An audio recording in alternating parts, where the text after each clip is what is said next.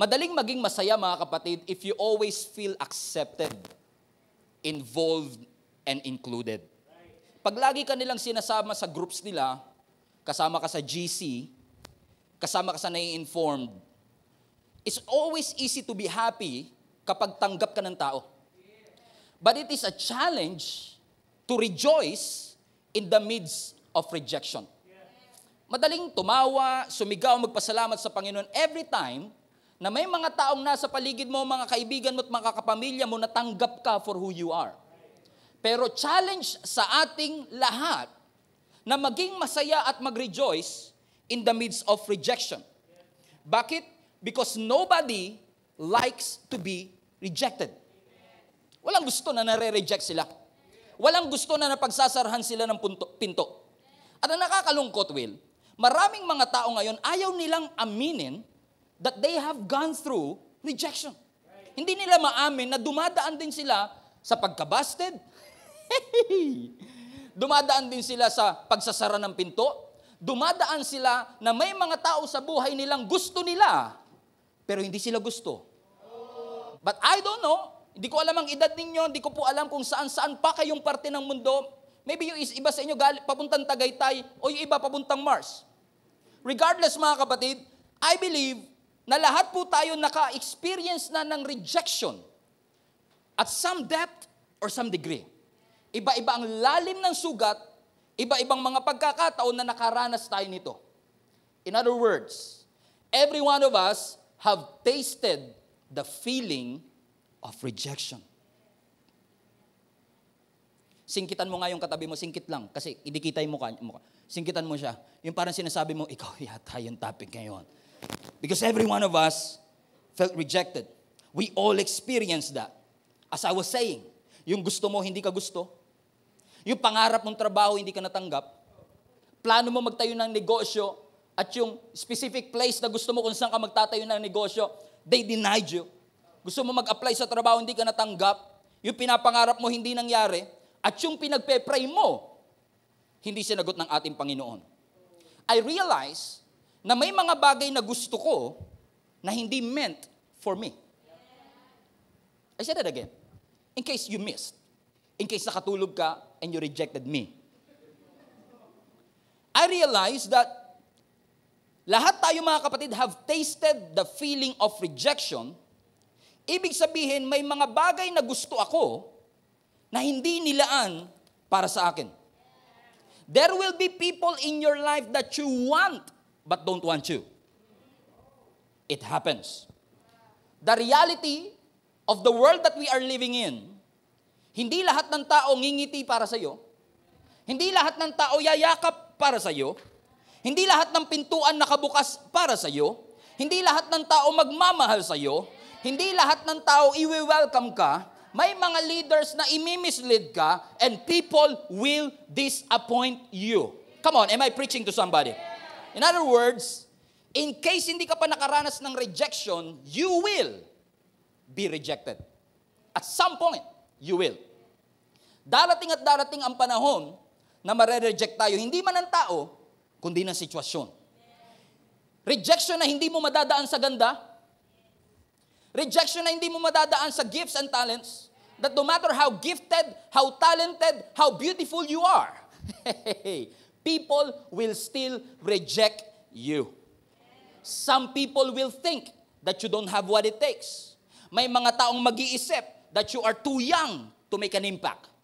Or even too old to make a difference. At ang worst, every time marireject tayo, rejection is painful. Sakit. Sugat na hindi kayang gamutin ng betadine. Sugat na hindi kayang takpan ng Band-Aid. Sugat na kaya mong dalhin mula 7 years old hanggang 70 years old.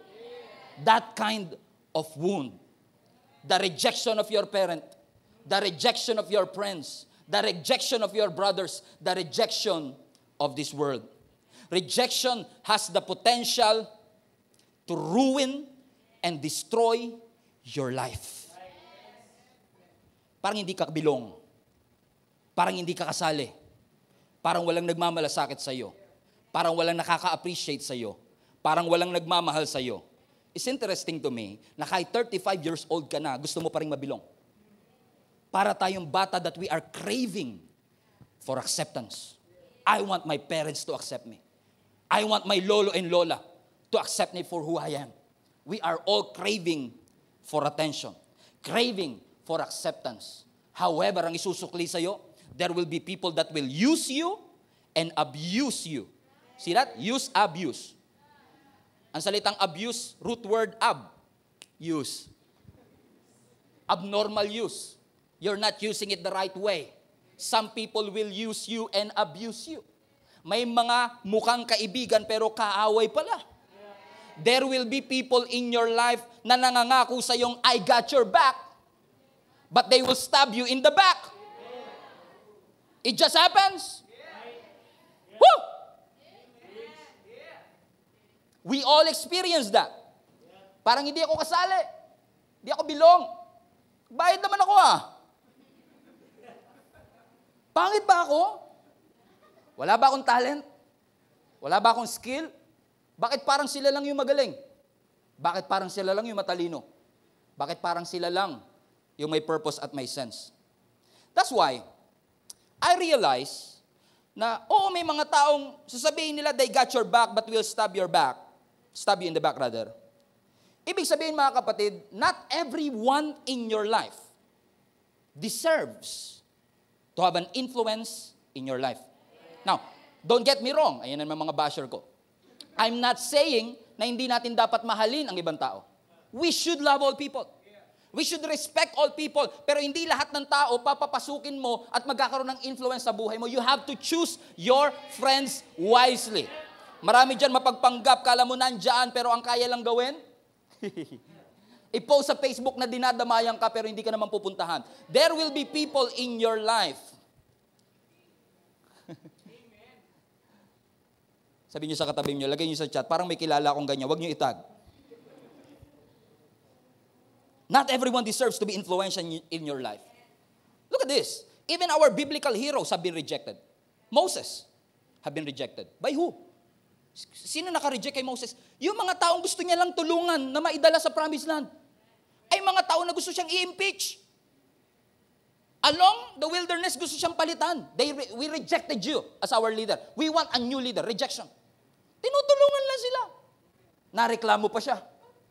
Tinutulungan lang sila. Hindi siya ma-appreciate. Si Joseph was rejected not by his tito or tita. Not by his Facebook friends. Kasi si Joseph may Facebook yan. Follow him. Joseph0424. Joseph in the Bible have been rejected by his own brothers. They plan to kill him kasi feeling nila masyado kang mapangarapin. Tinatapakan mo yung aming dignidad. Ikaw lang ba pinagpala? Ikaw lang ba may pagpapala? Ikaw lang ba may mararating? Bakit kailangan kami? They rejected him. Moses was rejected. Joseph was rejected. But even David, a man after God's own heart, was rejected not once, not twice, but multiple, countless times. Bago pa lang i-anoint si David, ni-reject na siya ng propeta. Sabi ni Prophet Samuel, in essence, ang akala niya, dahil mahal na mahal niya si Saul, dahil gustong-gusto niya yung previous king, iniiyakan niya, sabi niya, Lord, baka pwede mo pang bigyan ng chance. Pero ang sabi ng Panginoon, meron na akong bagong in-anoint na king. Ang tingin ni Prophet Samuel, in essence, parang hindi niya deserve na mapalitan. And sabi ng Panginoon, go to Jesse. Even Prophet Samuel, in essence, rejected him. Ang masakit nito, even si Saul, na hari at that time, rejected him.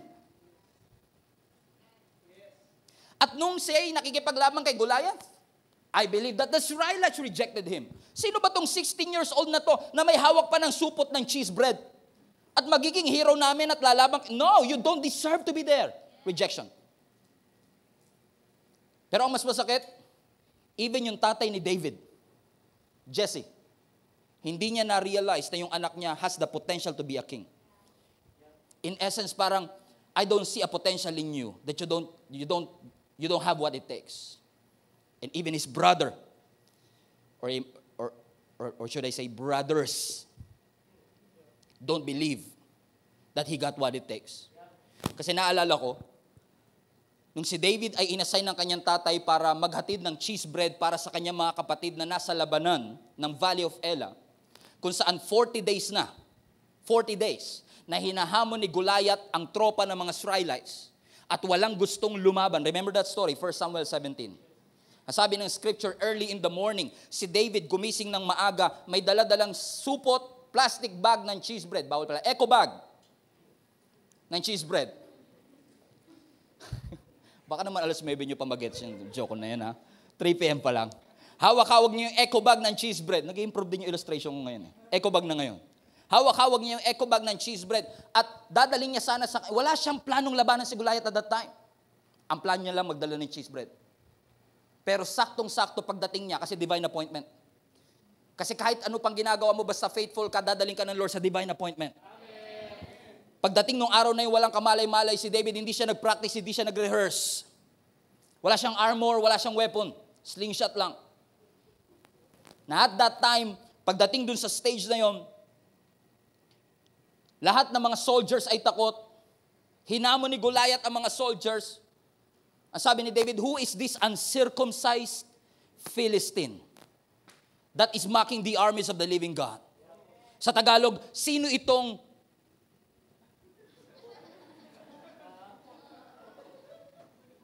pwede ba to? Hindi ba tayo mababan?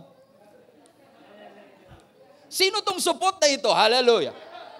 Na humahamak sa armies of the living God. I will fight him. Saktong-sakto. Pagkatapos niya sabihin niya, dumating ang kanyang kapatid, si Eliab, panganay. At nung nakita ni Eliab si David, imbis na protektahan, ingatan, ang kapatid niya nagalit. Look at this, 1 Samuel 17. Ang sabi ng scripture, his oldest brother Eliab heard what he said to the men. And look at this. And Eliab became angry. Not just angry, very, very angry. Intensified. Very angry with David. And he said, look at this. Why have you come here? Sa Tagalog, ba't ka pumunta rito? Sino nag-aalaga ng mga tupa? Kasi pantupa ka lang. You don't deserve to be here. Rejection. I know your pride and the sin of your heart. You have come to see the battle. Ano gustong-gusto ko yung ibang translation, na sabi ng ibang translation, who do you think you are? Oh, it really hurts. Know what I'm saying? Kung ikaw si David, I'm here for you. Hahatiran ko kayo ng cheese bread. I don't have any intention to fight this uncircumcised Philistine. Pero ang sabi ng kanyang kapatid, of all people, hindi yung soldier, of all people, yung brother niya. Ang sabi, who do you think you are? And I wonder, nagtataka lang ako, kung ano naging reaksyon ni Eliab, kapatid niya, pagkatapos niyang matalo si Goliath. Because wala siyang kamalay-malay, David was there because of a divine appointment. He was rejected not once, even kay Saul. Sabi ng hari, masyado ka pang bata para kay Goliath. Experienced warrior yan. Ikaw, anong alam mo? Disqualified ka. Not once but twice. He was rejected. But you know what happened? That day, David was rejected twice, but defeated Goliath and become a hero overnight. Because when people don't believe in you, God believes in you. Hindi man makita ng iba yung potential na meron ka, God sees what God has placed in your heart. Bakit Diyos lang ang nakakakita? Kasi siya nakapaglagay. May nilagay ang Diyos sa iyo na hindi nakikita ng ibang tao. So don't waste your time doing something insignificant. Well, in fact, you can do something that can impact and influence the lives of other people. Who do you think you are? Why? Napansin niyo ba ang mundong ginagalawan natin? When you can contribute something, they will accept you. When you can do something for them, they will accept you. But they will reject you for the things that you can't do. Di marunong kumanta yan. Di marunong sumayaw yan. Totoy na totoy yan. hindi pwede maging youth pastor yan. Hindi pa nga tapos ng pag-aaral yan, gagawin nyo ng youth pastor. Because God has placed in your life that other people will see. So other people will reject you, but 2,000 years ago, because of Jesus Christ, He has already accepted you. What am I saying? Mapa-biblical hero ka, tapos ka ng pag-aaral, mayaman, mahirap, bata o matanda, rejection is universal. And rejection is inevitable. Lahat po tayo nakakaranas at makakaranas ng rejection sa ating buhay. And that's why, listen to me, that's why it's very important that you deal with that rejection because Satan will use that rejection to wound your soul. Internal bleeding. Duguan ka pero hindi alam ng iba. Sugat, as I was saying, na hindi kayang takpan ng benda. At magugulat ka na lang if you don't deal with it, makukulong ka sa rejection habang buhay, papapaniwalain mo ang sarili mo that you don't have what it takes. Maniniwala ka that there is nothing good will come out of you. Now, you are in a prison of rejection. I almost entitled this message, Prison of Rejection. Because we all have been there. Lahat tayo nakulong na sa rejection. Dahil sinabi nilang hindi mo kaya, pinaniwala mo sarili mong hindi mo kaya. Dahil sinabi ng ibang alien ka, naniwala ka naman na alien ka talaga. Ikaw lang yung alien na ganyan kagwapo. Anyway, the enemy is using rejection to put you, why are you rejecting me? The enemy is using rejection to put bandage in your life. But allow me to tell you this. God wants to set you free. Gusto kang palayain ng ating Panginoon. Even those who are listening to me 6 months from now, God is telling you, God wants to set you free. Alam ko you are in a prison of rejection because you have been through rejection after rejection, hurt after hurt, pain after pain, tear after tear. But God wants to set you free. You are not undervalued. You are not unworthy. Sinasabi mong you are unloved but somebody loves you. Sinasabi mong pangit ka but you are fearfully and wonderfully made by our Lord Jesus Christ. They rejected you but our God accepted you for who you are. The question is this.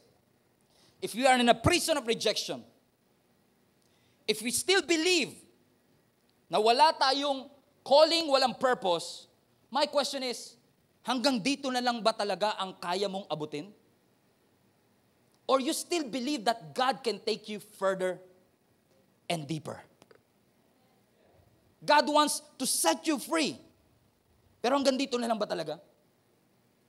Parang yung mga Israelites, nung tinitingnan nila ang promised land, dahil sanay na kami sa pagiging alipin, and our lives ay doon na umikos sa pagiging alipin. Nung nakita nila yung promised land, sabi ng 10 espiya, okay naman, maganda doon. Pero hindi natin sila kaya. Giants sila, watch this, pero tipaklong lang kami. Walang nagsabi sa kanila nun. Hindi nila yung napanood sa YouTube, walang nag-post at nag-tag sa kanilang tipaklong lang kayo. Walang nag-post nun. Sila lang ang nagpaniwala sa isip nila na tipaklong sila. So natalo na sila, hindi dahil sa mga squatter dun sa promised land, natalo sila dahil sa kanilang mindset at sa kanilang thinking. At instead na 2 years in, nasa promised land na inabot sila ng another 38 years. A total of 40 years. Why? Because they don't believe yung mga pangako ng Panginoon sa kanilang buhay. So ang question ko is, hanggang dito na lang ba talaga tayo? Kasi napansin nyo ba, when we experience rejection, stage yan. Kasi halimbawa, bumili ka ng ice cream na ubusan, hindi ka naman grabe naman tong ice cream, wala na kagad. Tatapusin mo na ang buhay mo. Hindi naman siguro. Stage. Rejection, then disappointment. Na-disappoint ka because of rejection. And dahil patong-patong yung disappointment, na-discourage ka. At dahil patong-patong yung discouragement, you are now defeated. I say that again. Rejection, disappointment, discouragement, defeated. Say that again. Rejection, disappointment, discouragement, defeated. Quiz. Ano yung nasa magkabilang dulo? Rejection, disappointment, discouragement, defeated. So, from rejection to defeat, if you don't deal with it, you have to. Akala mo simpleng rejection. Nasaktan lang ako. Papalipasin ko lang ito mga 2 days. Okay na uli ako. And then you will find yourself lubog sa pagkatalo. But let me just encourage you this. Bilang anak ng Diyos, victory is your birthright. You were born to succeed. Whether you believe it or not. I don't know. You were born to succeed. Anong assurance? Your victory is sealed. Your victory is sealed. The moment that Jesus rose again from the dead, it was sealed. Ano ang assurance natin? Ano ang kasiguraduhan natin na may katagumpayan ng mga Kristiyano?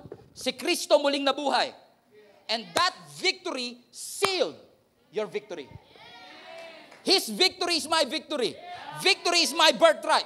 Kaya sabi ng Panginoon sa Jeremiah chapter 30, yes, no one cares about you. Yes, you were an outcast. No one believed in you. Pero ang sabi ng verse 17 na binasa natin kanina, I will restore health. I will heal your wound. Huwag kang tumambay sa sakit ng kasalukuyan. Step into the miracles of your tomorrow. Huwag tayong mag-dwell sa habits ng today. Step into the habits of your future. A habit of success. Hindi ka pang dito lang. You are meant to move and meant for more. You're meant for more. You're meant to do something greater, stronger, better. Pastor, you don't know what I have gone through. Grabe yung rejection na pinagdaanan ko. Kahit mga pamilya ko, they don't accept me. Nireject nila ako because of my sin before. Na-offend ko sila, may nagawa ko mali before, hanggang ngayon, 20 years later, hindi pa rin nila ako pinapansin. You don't know, Pastor, what I'm going through. Yeah, I don't. Happy? But God knows. God knows. Bilang Kristiyano, kung di nyo man makuha lahat ng sinabi ko kanina, at least ito makuha ninyo. There is a purpose for your rejection. Number 2, there is a blessing for that rejection. Hindi lang purpose ng Diyos. May blessing pa. Wow! Wala pa yata ako narinig na nanalangin, Lord, i-reject pa ako. No. Because most of the time we don't appreciate there is a blessing. When God closed the door, it's not a dead end. It's a blessing. Jericho wall, surrounded, akala mo dead end, but it's an opportunity for God to show up. It's a matter of your perspective. What blessing, Pastor? Number 1, the blessings of rejections are this. Number 1, rejection is God's protection. Kapag nare-reject tayo, pinagsasarahan ng pinto, hindi natanggap sa trabaho, hindi natanggap sa OWA o kaya bilang OFW, whatever, posible ba na kaya hindi inalaw ng Diyos na matanggap ka, makapasok ka, makapag-dwell ka, makapasok ka sa trabaho niyan, is because pinoprotektahan ka ng ating Panginoon? Posible ba na hindi kayo ang nagkatuluyan kasi pinoprotektahan ka ng Panginoon for further destruction? Sino sa inyo ang grateful, mga kapatid, yung mga 20 years ng kasal, na salamat na lang yun nanliligaw sa akin dati, hindi yun ang nakatuluyan ko. Nakinig ako sa Panginoon at dahil nakinig ako sa Kanya, yung nakatuluyan ko, sobrang blessed talaga ako. On the other hand, sabi naman ng iba, mali ako. Because sometimes, iaalaw ng Diyos na pagsarahan tayo ng pinto. So, kung ang rejection is God's protection, salamat sa pagsasara. Salamat sinarhan nila ako ng pinto. Salamat sa mga napurnadang plano. Bihira lang kayo makarinig ng Kristiyano nagpipray ng ganyan. Lord, I want to thank you na pornada yung plano ko. Ang dami ko ininvest na time doon at ng pera doon. Pero thank you, Lord. Salamat na pornada lahat.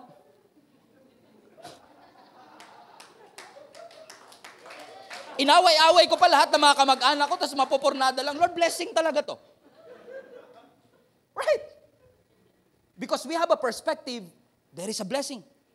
Hindi kasi lahat ng opportunity, blessing. Hindi lahat ng bukas na pinto, papasukan. Hindi lahat ng bukas na pinto, amen, pagpapala. Hindi lahat ng nanliligaw sinasagot.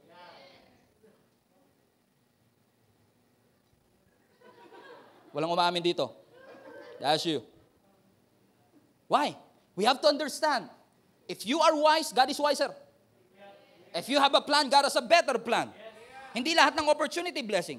Hindi lahat ng open doors blessing. Alam niyo ba mga kapatid, na nung 2 years ako nagiging pastor ng church sa ito, hindi ko yata pa nako-confess to publicly, pero nag-apply ako because of financial condition.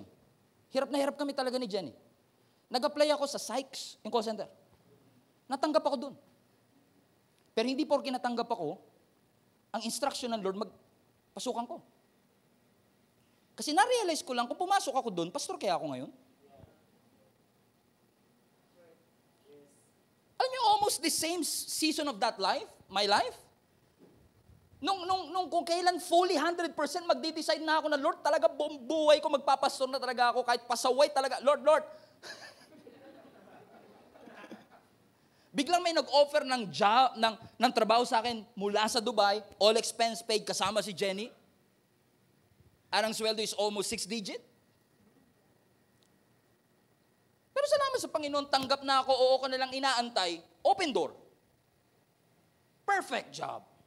But not perfect for me. Hindi kasi lahat ng perfect guy, perfect for you. Hindi lahat ng perfect job, perfect for you. You have to be discerning. Tapikin mo nga yung sintri mo. Discerning. Matauhang kaboy. Minsan nire-reject kasi gusto kang ingatan ng ating Panginoon. However, hindi rin naman lahat ng rejection dead ends. Hindi porke sinara, wala ng pag-asa. So magpasok ng pasok sa open door, wag din naman magmumukmok kung may mga closed door, kasi hindi yan rejection. Rejection is God's protection. Pang-Facebook to. Some knows means not yet. May mga no. Ang Lord, nang ibig sabihin not yet. Prove it, pastor. No, not yet. Not yet. Not yet. See what I did there? Dadagdagan mo lang. Not yet. Hindi porke no, dead end. Rejection is God's protection. Number 2, rejection is God's correction. Minsan isasara ng Panginoon para i-correct ang ating thinking. Napansin niyo ba mga kapatid, ang rejection ng isa sa pinakamagandang bagay na pwedeng mangyari sa atin para matauhan tayo. Rejection, mas maganda pala sa English, is an awesome opportunity for God to correct our thinking. Minsan kailangang mapagsarhan para ma-realize natin, nag-pray nga ba ako? Baka minadali ko to. Hindi ko yata to nailubog sa panalangin. Na-inlove kasi ko, Christian naman siya, stable job naman, happy naman kami. Pero teka lang, may nakalimutan akong important element. Prayer. Teka, napag-pray ko ba to? Naging desperado ba ako sa attention niya? Na-pressure lang ba ako ng mga tita ko? Kaya nagpakasal ako kahit hindi pa ako handa? Mga tita kasi na yan, minsan. Kailan ka magpapakasal? Tita, may namatay, kailan ka susunod? Joke. Bakit? Madalas kasi, mga bashers ko maglalabasan na. Minsan, hindi ka makadiscern kasi gustong-gusto mo. Gustong-gusto mo mag-abroad. Now, sa mga OFW, hindi po ako against sa pag-abroad. Alam nyo naman yan, I'm not against abroading. I'm not against abroading. Going to abroad, abroading. I'm not against abroading. Sinasabi ko nga sa mga young adults dito, kung may calling ang Lord sa iyo to go abroad, do it. Kung nakarinig. Kung sigurado. Kasi minsan pag gusto ko yung Japan. Gusto ko siguro yung Korea. May opportunity Korea. Wow, thank you Lord. Si Lee Min, mamimit ko na. Di mo na ba sa North Korea, kakamadali mo. North Korea. North Korea ka pala pinadala. Bakit? Hindi lahat ng trabaho naghahatid ng katagumpayan. Hindi lahat ng opportunity, blessing. Hindi lahat ng relasyon nag-work. Hindi lahat ng desire makakabuti sa'yo. Rejection is God's correction. Salamat kasi may rejection, nagmamature ka. Salamat dahil may rejection, nalalapit ka kay Lord. Kasi kung hindi ka nga marireject, hindi ka pa matatauhan eh. Minsan talaga iaalaw ng Lord na ma-broken heart ka para ma-realize mo ang baba na kasi ng standards mo eh. Binaba mo na ng sobra eh. Kasi ngayon naiiyak-iyak ka? No, not you. Masyado kayong perfect for this. Satan is messing with your mind and you don't even know it. Listen to me. A positive life is impossible with a negative mind. Imposible yan. So Satan is trying to mess with your head. Lagi niya hahatakin ang kaisipan mo. Kasi alam ni Satan, ang transformation mo nagsisimula sa ulo, sa kaisipan. When you start to believe that this rejection is God's protection, that this rejection is God's correction, God will transform you head first. Una muna ang kaisipan. The God that you see or believe is the God that you will feel and experience. Mindset. Kaya gagawin ni Satan ang lahat to discourage you. But thank God, may rejection man, opportunity to ng Panginoon, amen, para mapalapit ako sa Kanya. Para mag-mature tayo. Napansin nyo ba yung dating iniiyakan nyo, hindi nyo na iniiyakan ngayon? In fact, nag-level up ka na. Yung dating iniiyakan mo, tinatawanan mo na ngayon. Pagkakita mo sa throwback ng Facebook, grabe. Nagustuhan ko to. Itong mukhang, oh no. Talaga? Pagkakita mo throwback, 10 years from now, ganito forma ko. Noon, proud ka pa sa six-packet mo noon. Rejection as a way. May paraan ng rejection to remind you, you need God in your life. So every time you feel rejected, tatandaan mo mga kapatid, dahil ikaw ay kay Kristo, i-reject ka man nila. Sabi nga ng John 15, in this world, if the world hates you, tandaan mo that it has hated me before it hated you. Kakampi mo ang Diyos. Rejection is God's protection. Rejection is God's correction. Number 3, rejection is God's redirection. Somebody take note of that in the chat para sa mga nagsusulat. Rejection is God's protection. Rejection is God's correction. Rejection is God's redirection. May plano ka para sa buhay mo. May plano tayo para sa ating family. May plano tayo para sa ating career. But be reminded, it's not your plan, but the paths, the purposes of God in your life that will prevail. Ang sabi ng scripture, you can make many plans in your heart, but God's purpose will still prevail. Got it? So every time na tayo ay marireject, is it possible na kaya ka na-reject, nire-reroute lang ng Diyos ang buhay mo? Naalala ko si Pablo, ang mandate sa kanila ng ating Panginoon, yung early church. Ang mandate ng early church sa kanila, i-preach yung gospel. I-preach yung gospel. Tayo naman, pag narinig natin preach the gospel, of course, anywhere. Kasi sabi ng Panginoon, from Samaria to Judea, and even to the ends of the earth, i-share nyo ang gospel. So, si Pablo, they are just following yung utos. Pero very interestingly, sa Acts 16, habang sila'y papunta ng Phrygia at Galatia, bigla silang sinabihan ng Holy Spirit, wag dyan. Gusto nilang pumunta ng Asia kasi nasa Phrygia sila. Ang sabi ng Holy Spirit, wag kayong pupunta ng Asia. Teka lang, Lord, kala ko ba to the ends of the earth? Bakit pagdating sa Asia, bawal? Because the Holy Spirit intervened. Because rejection is an opportunity for intervention. Sometimes God will interject sa mga rejection. You know what I'm saying? So sabi ng scripture sa verse 5 rather, Acts 16. So the church grew daily in faith. Tingin nyo, in faith, the church grew. Praise Jesus. Sino sa inyo expectant mga kapatid? God will grow. Gia Kamanaba. So the church grew daily in faith and in numbers. Verse 6. Next, they traveled to Phrygia and Galatia. Bakit sila nag-travel? Look at this.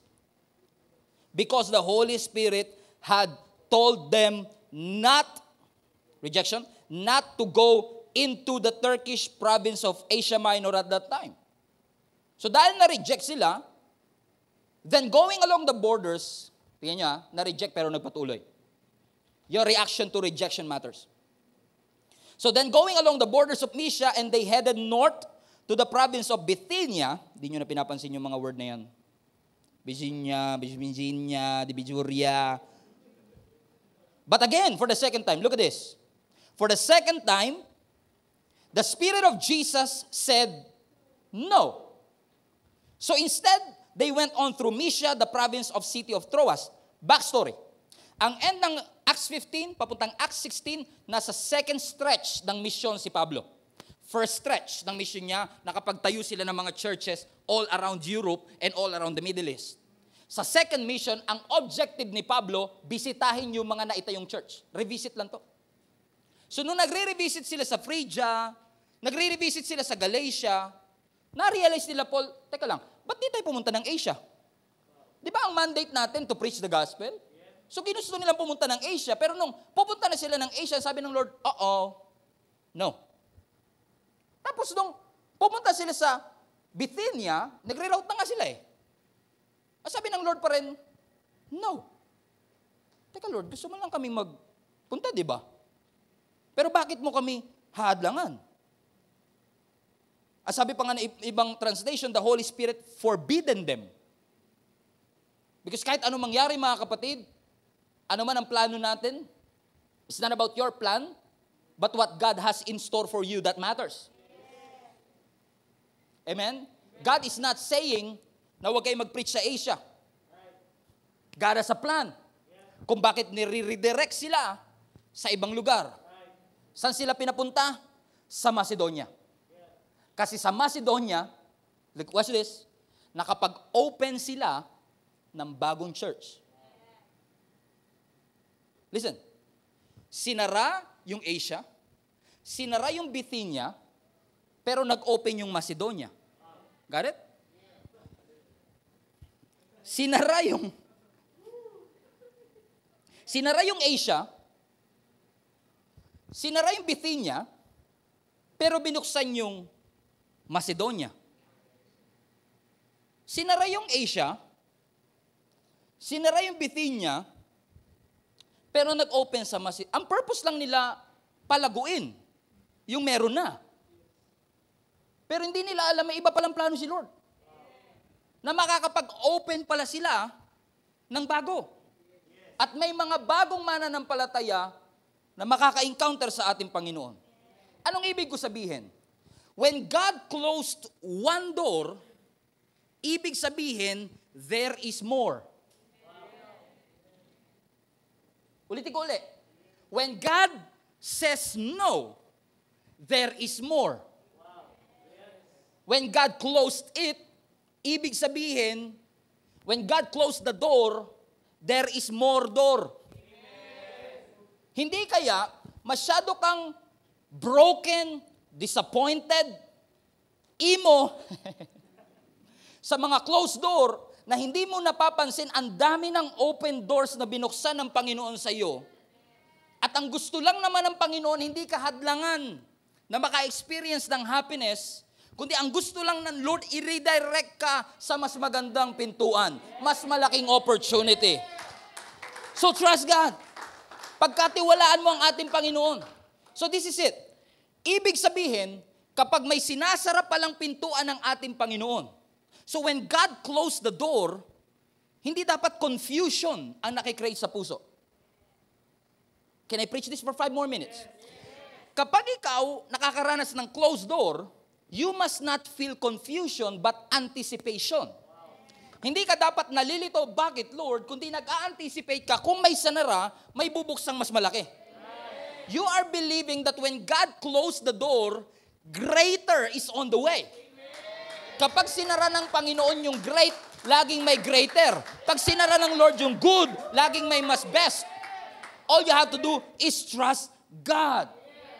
Posible kaya na kaya hindi pa nakakapag-open ng negosyo kasi gusto mo nang i-develop ng Lord integrity? Para pag nag-open ka ng business, mas tatagal ka kasi may integrity? Posible kaya na kaya hindi pa nagkakaanak kasi gusto mo nang i-develop ng Lord ang character natin para maging godly parent tayo? So when God closed it, there is more door that is open for you. Kahit na it hits you in the core, it paralyzes you, you will not be able to go to the open door unless you realize the reality of a closed door. Sarado na. Huwag na ipilit. Iba, yun lang kailangan, pwede na umuwi. Trust God. He knows what's best for you. Pastor, sa lahat ng company in-applyan ko, ito, pinakamagandang sweldo. Ito, grabe, pag nakita mo lahat ng empleyado dito, Pastor, mga laptop nila, naka-Mac.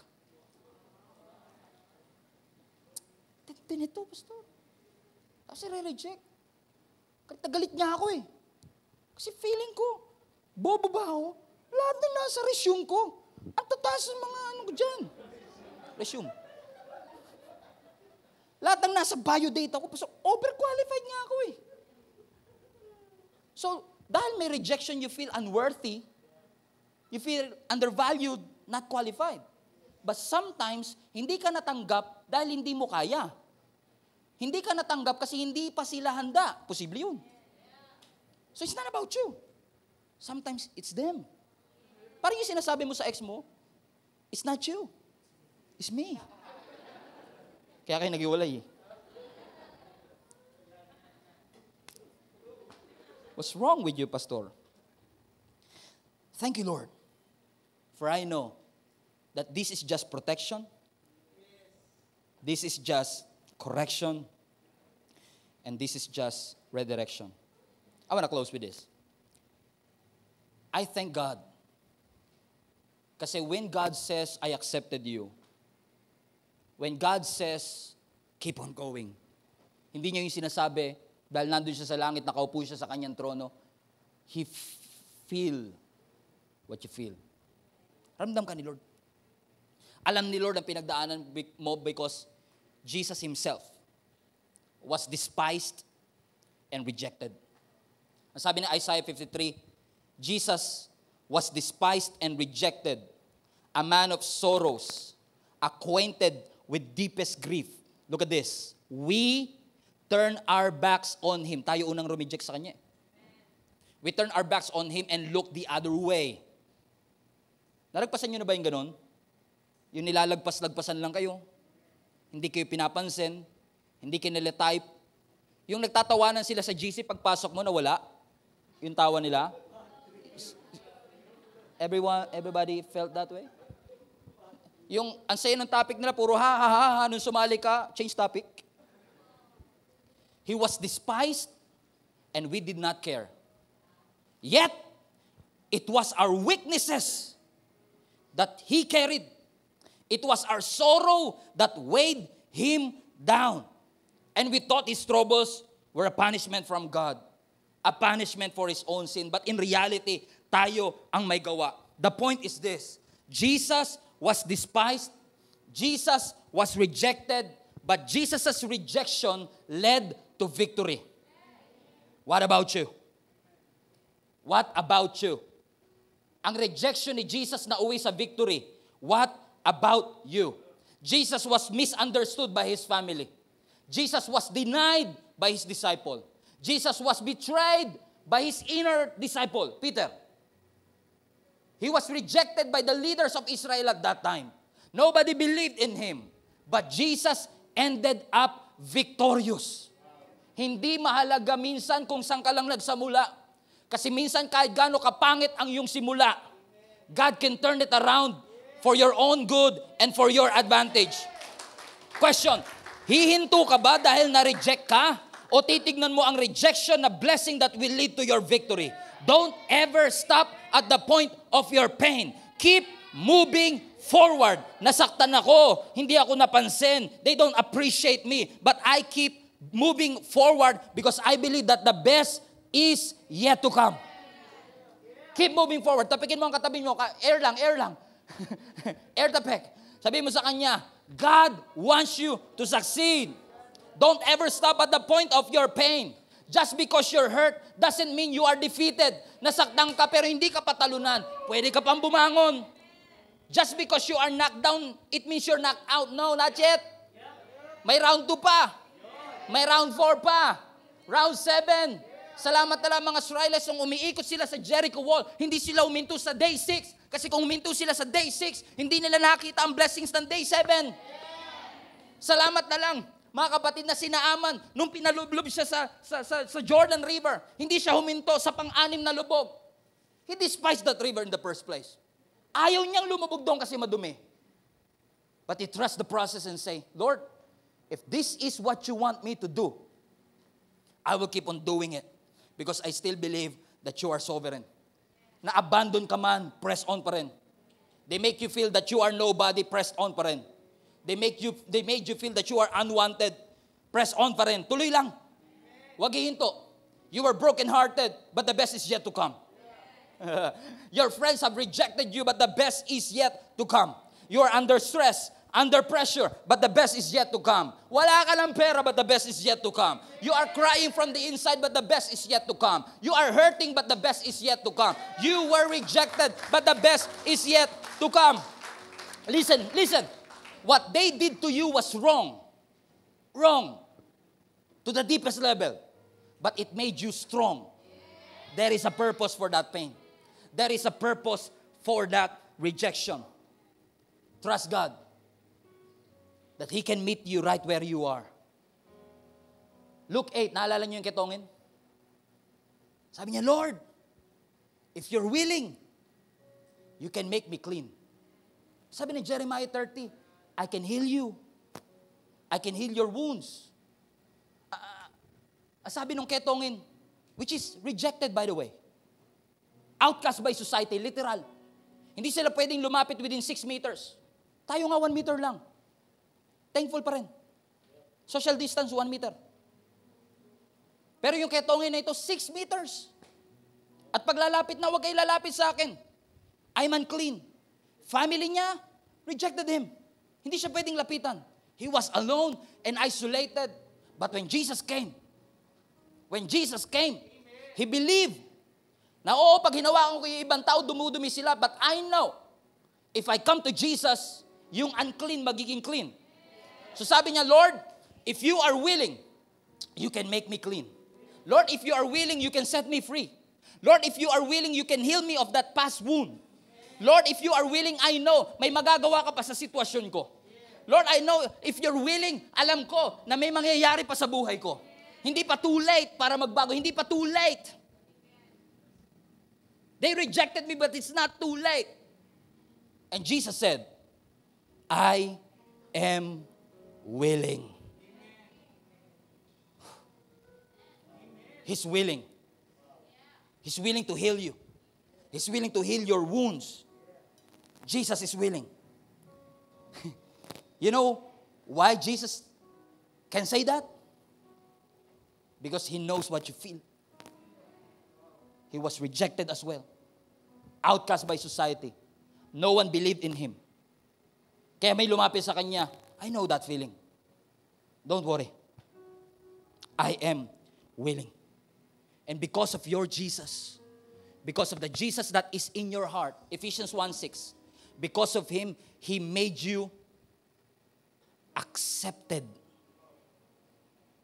in the beloved, not rejected. Always remember, you are accepted because Jesus was rejected. Na-reject si Jesus, Pero ikaw ngayon ay tanggap na. So, kahit anong gawin ng ibang tao sa'yo, people may talk about you, look over you, pass by you. Hindi ka man nila pinansin, hindi man sila naniwala sa'yo, hindi ka man nila in-invite sa GC, hindi ka kasama sa team, hindi ka man kasama sa group, hindi ka man invited sa kasal, hindi ka man invited sa binyag, hindi ka man invited sa kanilang bahay, they dislike you. They discounted you. They disapproved you. But God discovered you. Jesus, thank you. Thank you, Jesus, for you can heal me. Psalms 94. This is the promise of the Lord. For the Lord will not forsake His people. He will not abandon. Nakikita niyo ba yung will not? Future to eh. So anumang forsaking, ma-forsake, the Lord will not. So, people will reject you, but Jesus will always accept you. Lalagpasan ka ng iba, pero si Jesus hihinto para sa iyo.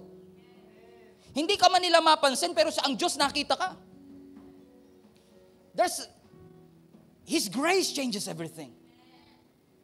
Because He was rejected, now you were accepted. Hindi ka nila gusto, pero si Jesus namatay pa para sa iyo. They were unfaithful to you, but your God is always faithful to you. Hindi ka invited, but Jesus welcomed you. Open arms and say, come back. I'm willing to heal you. Willing to accept you.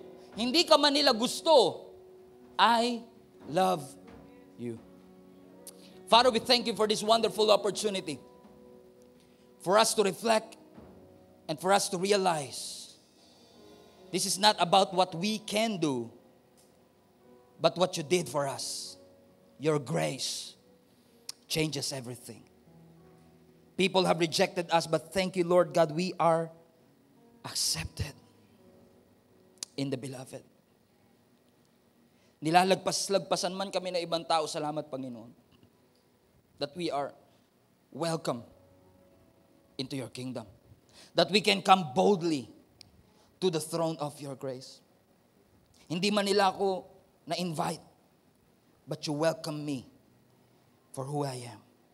Hindi man nila ako gusto, but you love me, accepted me, found me, died for me, faithful to me, because of your goodness and faithfulness.